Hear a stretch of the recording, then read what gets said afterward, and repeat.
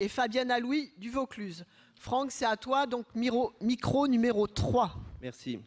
Nous savons tous que la situation est d'une exceptionnelle gravité.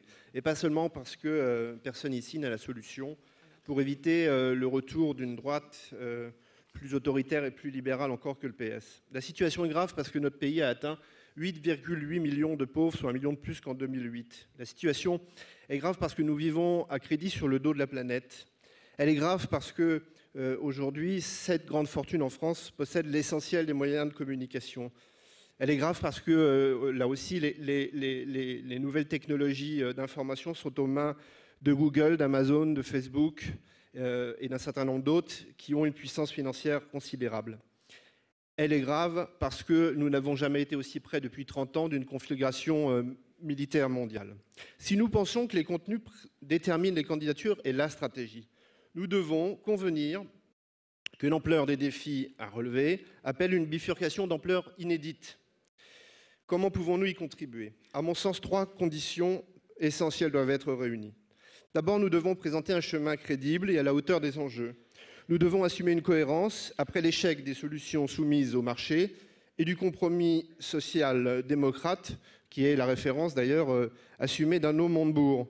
Sa trame, la trame de ce chemin, c'est l'humain d'abord et c'est la France en commun. Deuxièmement, nous devons nous donner l'objectif de rassembler très largement et donc mobiliser notre électorat de 2012, 4 millions de voix, mais également des couches de population qui sont aujourd'hui déçues, voire écœurées, et qui avaient voté François Hollande. Cela nécessite enfin de faire voter massivement des hommes et des femmes qui sont tenus loin du vote depuis de nombreuses années, les abstentionnistes durables. Qu'il manque l'un de ces 3 électorats et la droite l'emportera. Que nous les réunissions, le champ des possibles s'ouvre. Troisièmement, nous devons manifester notre intention de changer radicalement notre manière de faire de la politique. Ce que nous avons fait avec le Front de gauche attestait que les communistes plaçaient le rassemblement au-dessus de leur intérêt partisan. Nous devons produire les symboles, les actes qui attestent de cette nouvelle approche. Par exemple, nous devons ainsi donner concrètement du pouvoir à ces gens dans les campagnes qui s'annoncent.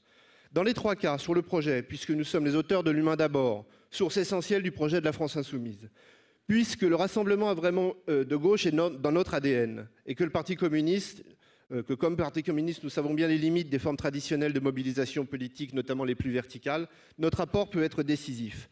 Dans cette situation, ne faisons pas comme si Jean-Luc Mélenchon n'avait pas avancé, marqué des points. Il occupe désormais un espace central dans l'opinion, produit et diffuse des idées, s'adresse à nos électeurs et à nos militants que nous y consentions ou pas.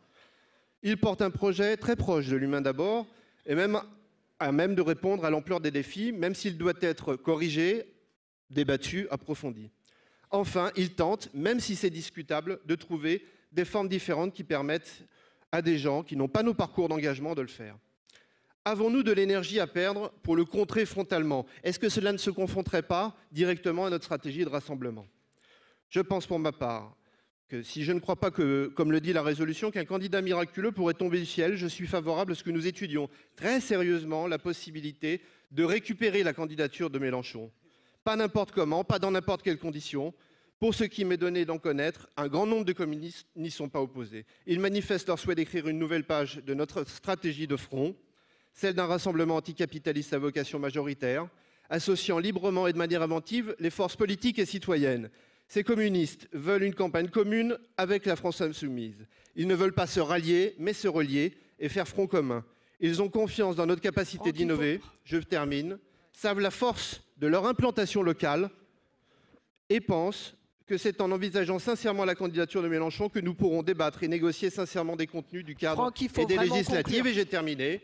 Ne pas le faire serait contre-productif et ce serait prendre un grand risque sur l'élection du plus grand nombre de députés communistes. Je vous remercie. Merci. Je rappelle vraiment à tout le monde, il faut vraiment qu'on respecte le temps de parole parce que là, les demandes d'intervention sont en train de s'accumuler, ce qui est complètement normal et il faut vraiment que tout le monde puisse parler. Donc,